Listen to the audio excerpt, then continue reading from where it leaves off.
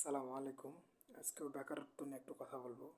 আসলে বেকার লাইফটা অনেক কষ্টের এবং বেকারত্ব হচ্ছে এক ধরনের বোঝা। এটা ব্যক্তিগত বোঝা, সামাজিক পারিবারিক এবং রাষ্ট্রীয় পর্যায়ে বোঝা। এজন্য হচ্ছে বেকার থাকা যেমন কষ্টের, বেকার থেকে যত দ্রুত লাঘব করা যায় ততই ভালো। তো বেকার থেকে উত্তরণের জন্য অনেকগুলো ইয়ে আছে, তবে কিছু কিছু টেকনিক অবলম্বন করলে সহজেই এই বেকারত্ব থেকে মুক্তি পাওয়া যায়। তার মধ্যে অন্যতম হচ্ছে যে ইউনিভার্সিটি অনার্স মাস্টার্স করার পর অবশ্যই একটা ভালো সিভি থাকতে হবে। তো আমি অনেক স্টুডেন্টকে দেখছি যে অনার্স মাস্টার্স করছে, তাদের আসলে কোনো ভালো সিভি নাই বা সিভি তারা তৈরি করে নাই।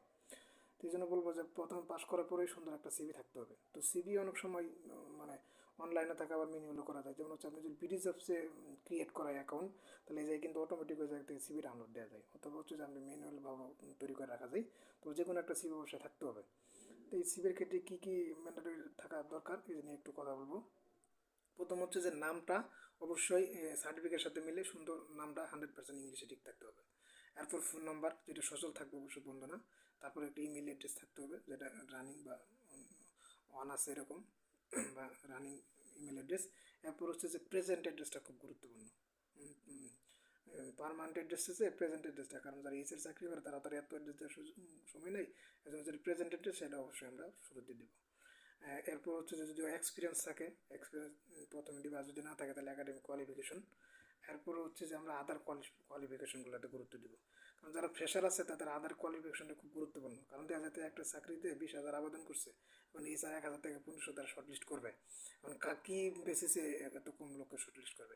সেক্ষেত্রে তখন দেখা যাবে যে ওই আদার কোয়ালিফিকেশন, যদি ল্যাঙ্গুয়েজ এফিসিয়েন্সি আছে, তারপরে কম্পিউটার এফিসিয়েন্সি আছে, তারপরে আদার কারিকুলাম অ্যাক্টিভিটিস আছে, এগুলো খুব খেয়াল করা হয়।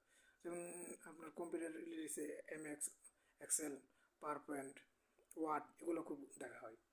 তারপর হচ্ছে যে আপনার আদার কারিকুলাম অ্যাক্টিভিটিসের ক্ষেত্রে ল্যাঙ্গুয়েজ ক্লাবের মেম্বার, তারপর হচ্ছে ডিবেটিং সোসাইটির মেম্বার, এগুলো খেয়াল করা হয়। তো বিশেষ করে ইন্টার্নশিপ, যে কোনো কোনো জায়গায় 6 মাস, 1 বছর বা 2 বছর ইন্টার্নশিপ করা হয়েছে ব্যাংকে বা আদার অর্গানাইজেশনে, বা অনেক সময় রিসার্চ পেপারের যদি থাকে, এগুলো দিলে খুব ফ্রেশারদের ডাক পাওয়ার বেশি সম্ভাবনা থাকে। তারপর হচ্ছে আমরা কি রেফারেন্স দিব, রেফারেন্স অবশ্যই পরিচিতির মধ্যে কাউরে দিব। এরকম দেখা গেছে এরকম রেফারেন্স দিচ্ছে, আসলে ফোন দেওয়া তাকে চিনে না, আসলে বিষয়টা এটা আসলে দুঃখজনক। এই জন্য হচ্ছে যে আমাদের পরিচিতির মধ্যে আমরা রেফারেন্স দিব। আর আর এগুলো সব কিছু লেয়ার ক্ষেত্রে আমাদের ফ্রন্টটা যাতে ঠিক থাকে। অনেক সময় দেওয়া যেতেছে ফ্রন্ট হচ্ছে যে মানে কি 16, 18, আবার 20, 14 এরকম না। 16 থাকলে 16, 14 থাকলে 14, 12 থাকলে 12।